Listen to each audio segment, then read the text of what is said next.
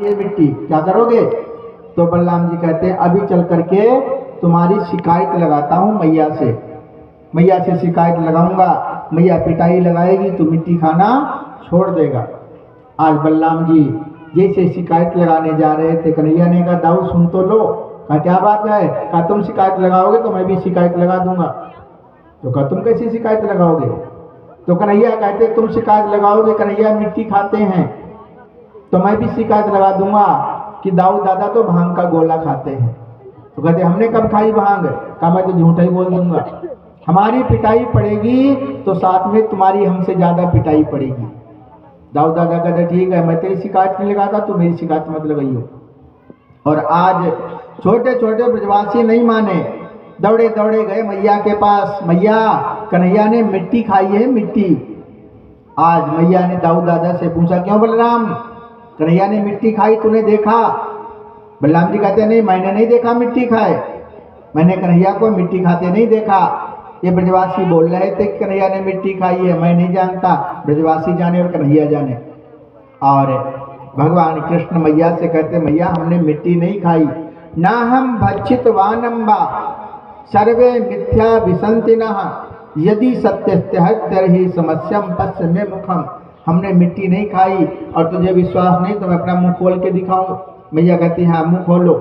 कन्हैया ने मुंह खोला तो कन्हैया के मुख में मैया ने देखा मिट्टी नहीं है, पूरा मिट्टी का पहाड़ है। जैसे मैया ने मिट्टी का पहाड़ देखा डर गई। फिर देखा मिट्टी के पहाड़ में पेड़ भी लगे हैं। और फिर देखा कि भगवान कृष्ण के मुख में तो पूरी पृथ्वी घूम रही है। फिर देखा सारा तारामंडल सूर्य चंद्र मंगल सब कन्हैया के मुख में, पूरा ब्रह्मांड घूमने लगा। मैया डर गई, हे भगवान कन्हैया को पता नहीं कौन सी बीमारी लग गई, इसके मुंह में तो सब कुछ दिखाई दे रहा है। मैया को चक्कर आ गया, मैया चक्कर खा के गिर पड़ी। भगवान ने योग माया को आदेश दिया मैया ने जो भी देखा सब भूल जाए। और भगवान ने जैसे जल का छींटा दिया मैया पे, मैया उठ के बैठ गई। कन्हैया कहते मैया तूने मेरे मुख में कुछ देखा? का मुख में तो कुछ नहीं देखा, ये सब ब्रजवासी झूठ बोलते हैं। आप फिर डांट के भगा दे इनको। मैया ने छोटे छोटे बालकों को डांटा, जो देखो हमारी कन्हैया की शिकायत करने चला आता है, ऐसे झूठी मत शिकायत लगाया करो। कन्हैया कोई गलती नहीं करता, फिर भी तुम लोग गलती निकालते हो, झूठी मार कर आना चाहते हो कन्हैया की। डांट के भगा दिया। सब ब्रजवासी कहते कन्हैया झूठ बोलता सो बोलता इसकी मैया भी झूठी है, ये भी झूठ बोलती है। कन्हैया के मुंह में मिट्टी लगी थी फिर भी कहती मिट्टी नहीं लगी। आज सब ब्रजवासी कन्हैया से कहते कन्हैया तो एक नंबर का झूठा है। कन्हैया कहता कोई बात नहीं, झूठा ही ठीक। आज सब ब्रजवासी साथ में खेलते हैं और कन्हैया ने देखा कि एक फल बेचने वाली आई है। पूरे ब्रज में फल बेच रही पर किसी ने फल नहीं खरीदे। सबसे कहती फल ले लो, फल ले लो, किसी ने फल नहीं लिए। कन्हैया को दया आ गई। कन्हैया दौड़े दौड़े गए, क्यों माँ जी हमें फल दोगी?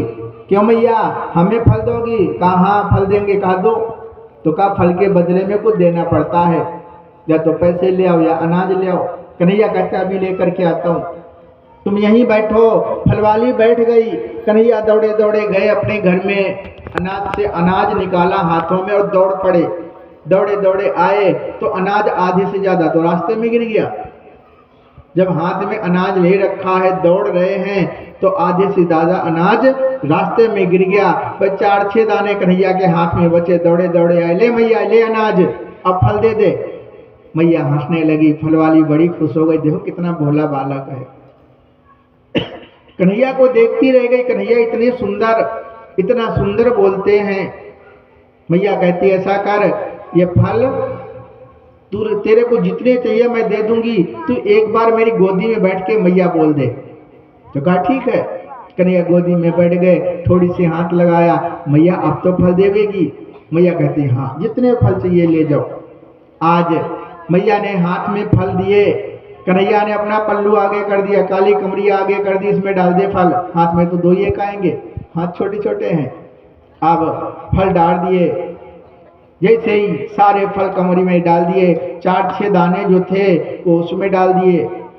जो फल रखे थे टोकरे में 4-6 दाने लेकर के और जा रही है घर।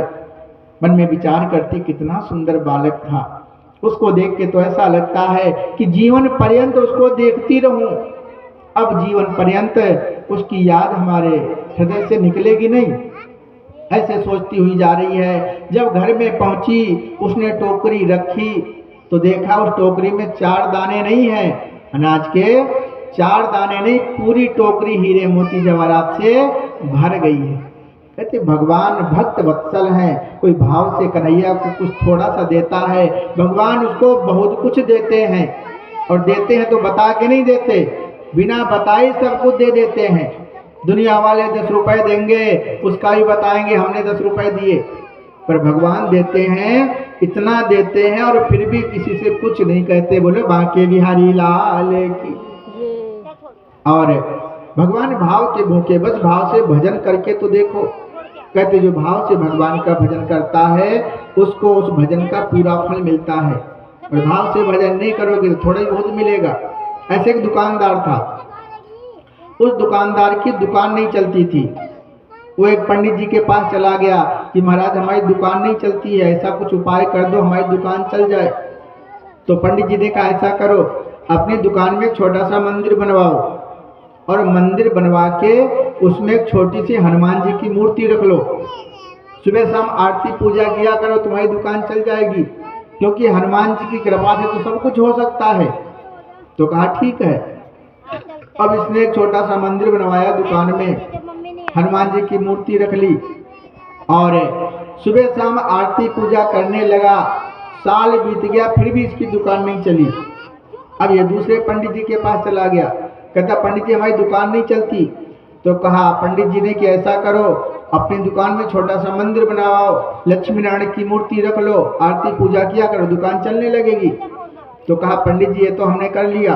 किसी पंडित जी ने कहा हनुमान जी की मंदिर में पूजा करो, दुकान चल जाएगी।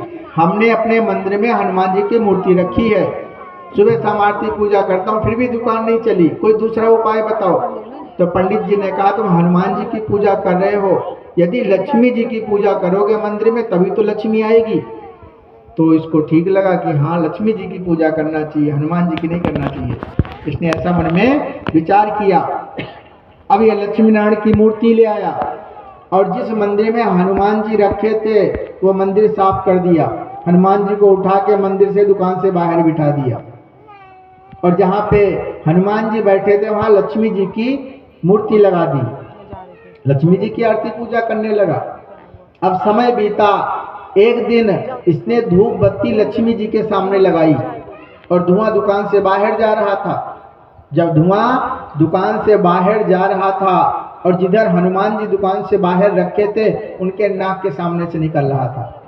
अब इसने देखा कि मैं धूप बत्ती लगाता हूँ लक्ष्मी जी के सामने, सारा धुआं हनुमान जी सूंघ जाते, इसलिए लक्ष्मी जी हमारी दुकान नहीं चलवा रही हैं।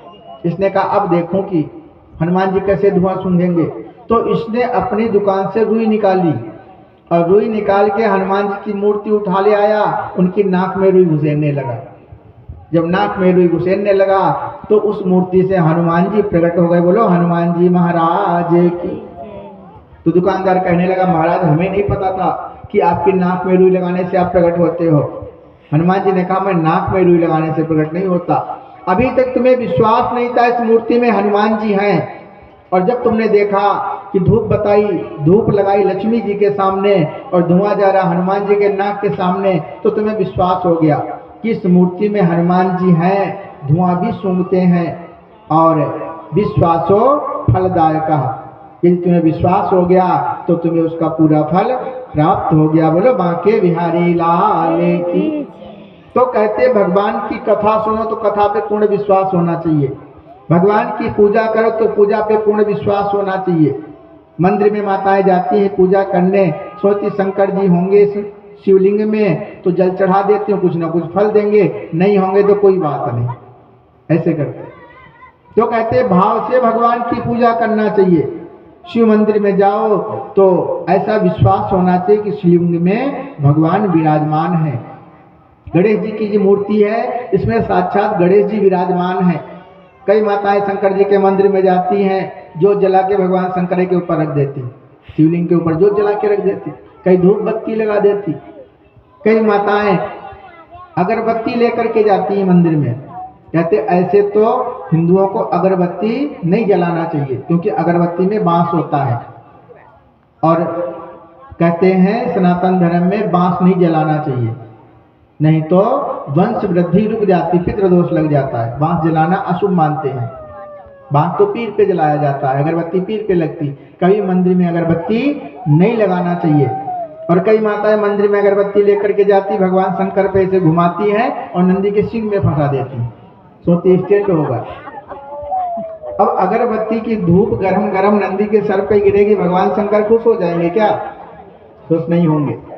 तो कहते हैं कि भगवान की पूजा भाव से करना चाहिए और देखना चाहिए कि पूजा में हमसे कोई गलती तो नहीं हो रही है, हमारी वजह से भगवान को कोई कष्ट तो नहीं हो रहा है। भाव से पूजा करोगे तभी भगवान प्राप्त होंगे। बोलो भक्त वत्सल भगवान की। जो ब्रज की गोपिकाएं हैं भाव से भगवान की पूजा करती हैं, भगवान उनके समक्ष निवास करते हैं, उनकी जो भी मनोकामना है भगवान पूरी करते हैं। तो आइए हम सब भगवान के चरण में वंदन करते हैं। भगवान उन गोपिकाओं के साथ बड़ा सुंदर नृत्य करते हैं।